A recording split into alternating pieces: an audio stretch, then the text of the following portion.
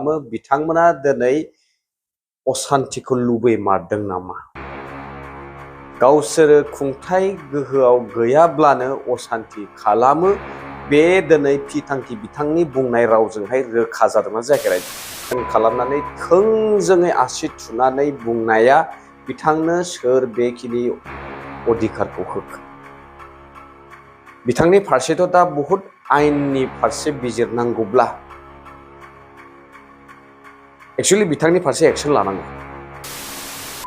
पथांखी बिथाङा थांनाय रेलवे ट्रेकआव जानाय जाथायखौ लानानैहाय बिराद थौले मेलेमजों बुंदों होननानै आं सानो। बिथाङा सोरखौबाहाय हारिनि मा मावदों, हारिया दिनै मा जालांदों होननानै बिथाङा बुंदों। नाथाय सोंथिया बेसो जे बिथाङाबो मा मावदों?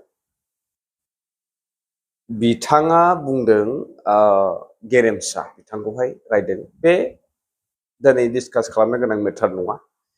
नाथाय बिथाङा जे गुबुन सासेखौ मा मावदों होननानै आसि थुदों, नाथाय बिथाङा मा बुंदों? बिथांनि बुंनायखौ जोङो नोंथांमोना खोनासंना लाग्रोदो। आं बेनि उनावहाय फंनैसो बिथांखौहाय बुंथारनो गोनां दङ होननानैहाय नैबे भिडिअखौ लाबोनाय जादों। मा खामानि मावदों? मोनसे क्लिक भिडिअ मोजांबो गेरेमसा बसुमतारिया बर' हारिनि थाखाय बानायाखै। दिनैहाय बिसोरबायदि मानसिया फरा लेखा फरायनानैबो रोंनानैबो दिनैसिमबो बिसोरबायदि मानसिया ओरैबायदि गाद्दा राव बाहायनाय जोङो नुनो मोनदों।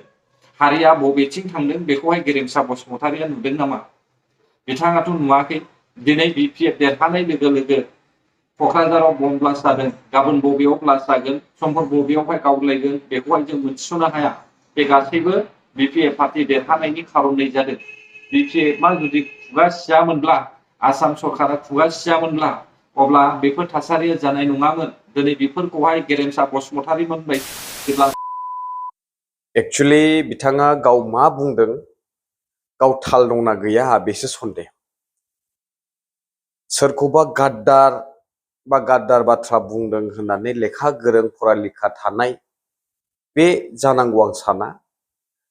मोजां गाज्रि बिजिरनो हानाया बयहाबो बेखिनि नलेजआ थानांगौ। नाथाय बिथाङा UPPLनि जानानै BPFखौ दिनै थोंजोङै जियानो हक, मैया दाखालिसो सरकार गोदान जेनेबा देरहालांबाय, बेयो गोसोफोरावहाय आघात दङ बयहाबो। मा बुंगोन मा मागोन। प्रकाश बिथाङाथ' माबा नेम प्लेटखौ लानानै गोबां कन्ट्रभारसि खालामलांबाय। आरोबाव नैबे पथांखी सासे मेलेम गैयै सुबुं सासे, बे मोनसे एक्सिडेन्ट, बे मोनसे जाथाय, बेनि फारसे आयेन दङ, बिजिरगासिनो दङ।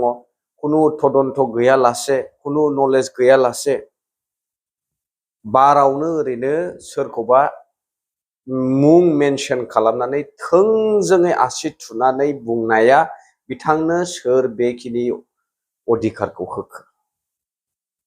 बिथांनि फारसेथ' दा बहुत आयेननि फारसे बिजिरनांगौब्ला एक्चुअली बिथांनि फारसे एक्शन लानांगौ। बिथाङा जे थोंजोङै BPF पार्टी फैनाय लोगो लोगो बम ब्लास्ट जादों, बमा बेरफ्रुदों रेलवे ट्रेकआव, आरोबाव उननि समाव मा बेफोरबायदि जोङो बुंस'हायै जाथाय जालांबावगोन होननानै बिथाङा बुंदों। That means बिथांजों लोगोसे बिथांनि सायाव थानाय हान्जाफोरा बा बिथाङा जायखौ सापर्ट खालामो बिथांमोना दिनै असान्तिखौ लुबैमारदों नामा? गावसोरो खुंथाय गोहोआव गैयाब्लानो असान्ति खालामो बे दिनै पथांखी बिथांनि बुंनाय रावजोंहाय रोखा जादोंना जायाखै रायजो? बिथाङा दिनै आसि थुनानै बुंदों BPF देरहानाय लोगो लोगो नैबे बमा बेरफ्रुनाया जालांबाय, आरोबाव उननि समाव बहा मा जालांबावगोन होननानै आयु आसरित। बेनिख्रुइ गोबोरखि मेलेम गोनां UPPL हान्जा फिना दोननाय इउटुबार, दा जोंखौबो गोबां बायदिसिना बुङो दै, बेनिखायनो आंबो बेबायदि बुंनो गोनां बाध्य जादों। खिन्थु जुक्ति गोनां पइन्ट बिथाङा थोंजोङै रावखौबो खुनु एभिडेन्स गैयाजासे खुनु तदन्त गैयालासेनो ओरैनो बुंनो खुगा दङ होननानै लाबलाब साबसाब बखिलाबायनाया गोबोरखि मेलेमनि अनगा बिथांनि खर'आवहाय जेबो गैया।